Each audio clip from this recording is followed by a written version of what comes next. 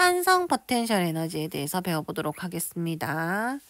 탄성 포텐셜 에너지는 탄성력이 작용하는 물체에 이제 저장되는 에너지를 탄성 포텐셜 에너지라고 하는데요.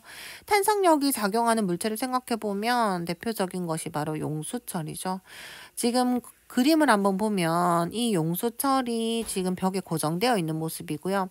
현재 지금 1번은 용수철에 아무런 힘이 작용하지 않은 상태입니다. 용수철의 원래 길이 그대로. 요때 이 원래 길이 요 지점을 기준점으로 잡아보겠습니다. 기준점은 여기에 우리가 어떤 물체를 달았다고 했을 때 이 물체에 아무런 힘이 작용하지 않는 상태, 알짜임이 0인 상태, 0인 지점, 요 지점을 기준점으로 잡습니다. 자, 그러면 2번을 한번 볼까요? 2번 상태는 용수철을 늘리는 경우죠. 자, 용수철을 이렇게 쭉 잡아당겨서 늘리게 되면 이 X만큼 지금 현재 늘어났는데 X만큼 늘어난 요 상태의 물체의 탄성 포텐셜 에너지가 저장된다라는 겁니다. 저장된다. 자, 그러면 우리가 이 탄성 포텐셜 에너지의 크기에 대해서 이야기를 하려면 무엇을 먼저 알아야 되느냐면 탄성력에 대해서 먼저 알아야 됩니다. 자, 탄성력을 한번 살펴보면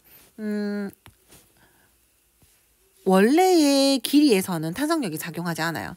그런데 지금 F라는 힘을 주어 이 물체를 쭉 잡아당겨서 늘렸잖아요. X만큼 늘리게 되면 얘가 우리가 이제 이 힘을 느껴볼 수 있어요.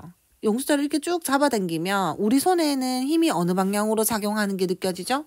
그죠? 반대 방향으로 요 빨간색 방향으로 힘이 작용하는 게 느껴지는데 이 힘을 바로 탄성력이라고 합니다.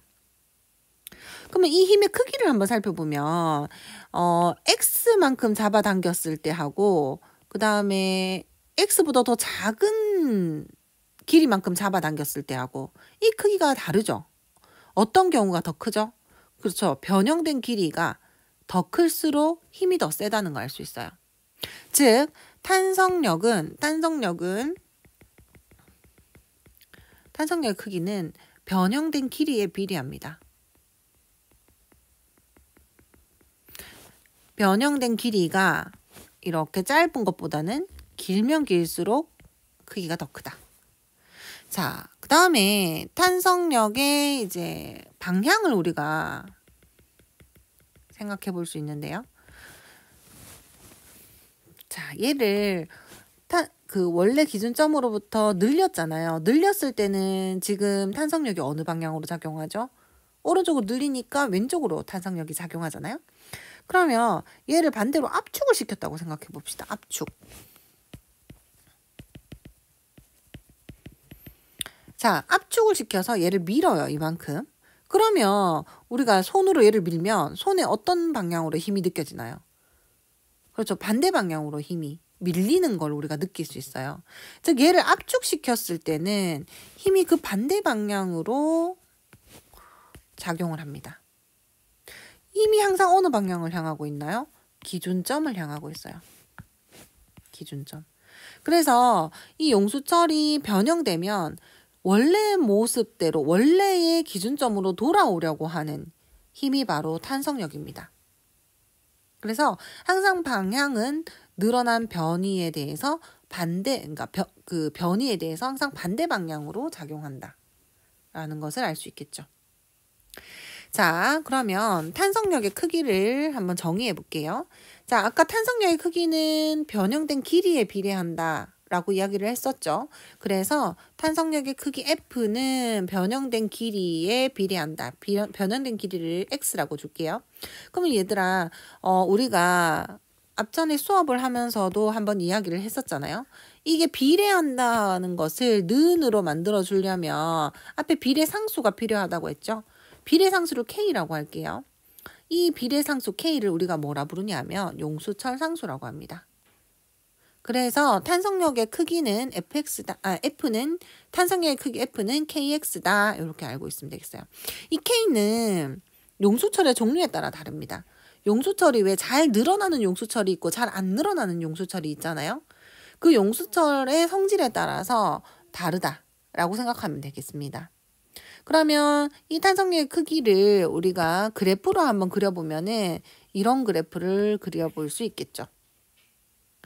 F는 KX, X에 대해서 용수철의 크기가 비례해서 커지는 모습입니다. 탄성 포텐셜 에너지를 한번 살펴보겠습니다. 탄성 포텐셜 에너지는 에너지의 크기를 어떻게 구할 수 있을까요? 자, 우리가 앞에서 일과 에너지 정리해서 한번 살펴봤을 때 이 물체에 해준 일이 에너지로 저장되잖아요. 그러면은 용수철이 원래 요렇게 있었는데 이 용수철을 F라는 힘을 주어서 쭉 당겼어요.